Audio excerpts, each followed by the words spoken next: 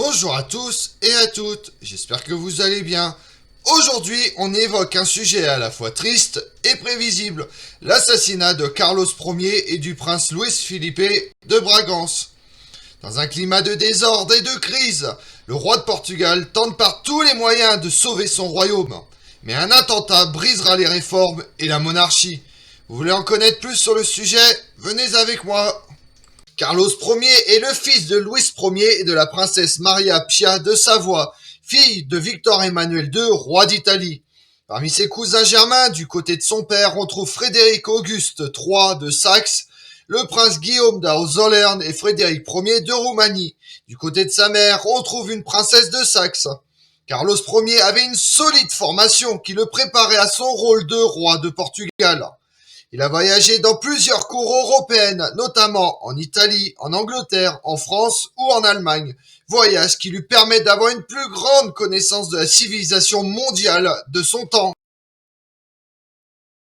À son arrivée au pouvoir en 1889, le Portugal est dans un état difficile. Le pays est déclaré 2 fois en faillite. Le règne de Carlos Ier est caractérisé par des crises politiques constantes et l'insatisfaction populaire qui en résulte. Au début de son gouvernement, le Royaume-Uni de la reine Victoria a présenté au Portugal l'ultimatum britannique de 1890, ordonnant au Portugal de quitter les territoires entre l'Angola et le Mozambique en peu de temps, sinon la guerre entre les deux pays sera déclarée. Carlos Ier est poussé par son désir expansionniste en Afrique et surtout de faire face aux grandes difficultés économiques de son royaume. En reliant l'Angola et le Mozambique, cela aurait permis une continuité territoriale et ainsi rendu plus facile les échanges commerciaux avec un coût économique réduit. Comme le Portugal était en faillite, une guerre contre l'Angleterre est impossible. La propagande républicaine a profité du moment de grande émotion nationale pour tenir la couronne responsable des difficultés et de la perte de prestige à l'étranger. Puis éclata la révolte républicaine du 31 janvier 1891 à Porto, qui bien qu'étouffée, montra que les idées républicaines avancent avec une certaine intensité.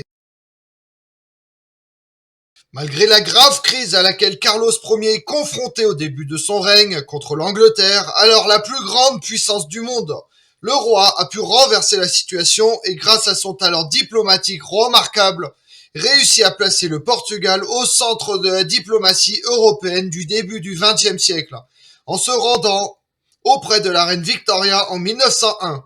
Puis Édouard VII, successeur de la reine Victoria, vient en personne au Portugal, où il a été reçu avec toute la pompe et les circonstances en 1903. Dans les années suivantes, Carlos Ier reçoit à Lisbonne les visites d'Afonso XIII, roi d'Espagne, de la reine Alexandra, épouse d'Édouard VII, de Guillaume II, empereur d'Allemagne, et en 1905 du président de la République française, Émile Loubet. Toutes ces visites ont donné de la couleur à la cour de Lisbonne.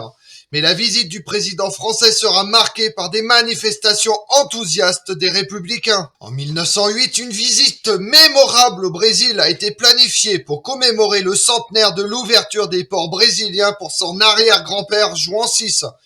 Mais cela ne s'est pas produit en raison des événements tragiques de cette année.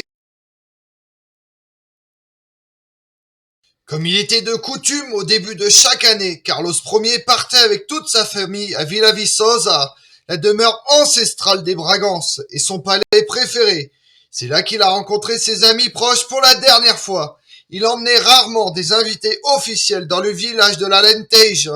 Certains contestataires profitent de la présence du roi à Villaviçosa pour tenter de l'assassiner. On trouve notamment le marchand Antonio José de Almeida, Franca Borghese, le docteur Ega Muniz, arme à la main, dans l'ascenseur de la bibliothèque, Juan Pinto dos Santos.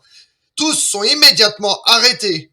Un décret prévoyant l'exil à l'étranger ou l'expulsion vers les colonies sans procès des individus condamnés en justice pour atteinte à l'ordre public, qui s'appliquerait aux républicains révoltés. Le roi signe le décret, toujours à Villaviçosa. Le roi aurait déclaré en signant l'édit « Je signe ma condamnation à mort ». Le 1er février 1908, la famille royale retourne à Lisbonne. Ils ont voyagé en train jusqu'à Barreiro. Après les salutations, la famille royale est montée dans une calèche ouverte vers le palais des besoins. La voiture, avec la famille royale, a traversé le terreau do Passo, où elle a été touchée par des coups de feu depuis la foule rassemblée pour saluer le roi. Carlos Ier est mort immédiatement après avoir été abattu. Le prince héritier Luis Felipe de Bragance a été mortellement blessé et l'enfant Manuel de Bragance est seulement blessé au bras. Les auteurs de l'attaque sont Alfredo Costa et Manuel Bussa, considérés à l'époque comme les seuls, bien que l'historiographie récente reconnaisse qu'ils fassent partie d'un groupe dont l'action visait le roi pour son rôle dans le soutien à la politique d'exil. Ces hommes avaient réussi à échapper aux arrestations du premier coup d'État.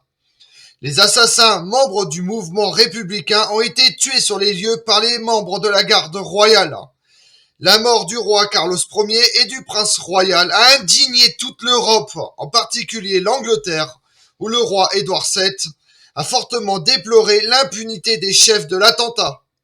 Cette impunité était due à la chute de Juan Franco, blâmé pour la haine du roi et plus justement pour le manque de protection policière et pour le retour rapide au pouvoir des partis traditionnels. Comme le monarque l'avait prévu dans la lettre au prince de Monaco, le roi Carlos Ier ne connaissait pas les risques qu'il prenait, mais il ne pensait pas pouvoir non plus les arrêter. De cet événement, la reine Amélia ne s'en remettra jamais. Après l'attentat, elle se retire dans le palais de Pena à Sintra, d'où elle ne sort désormais que pour appuyer son fils, le jeune Manuel II, alors que les institutions du pays ne cessent de se dégrader. Finalement, la République portugaise est proclamée le 5 octobre 1910.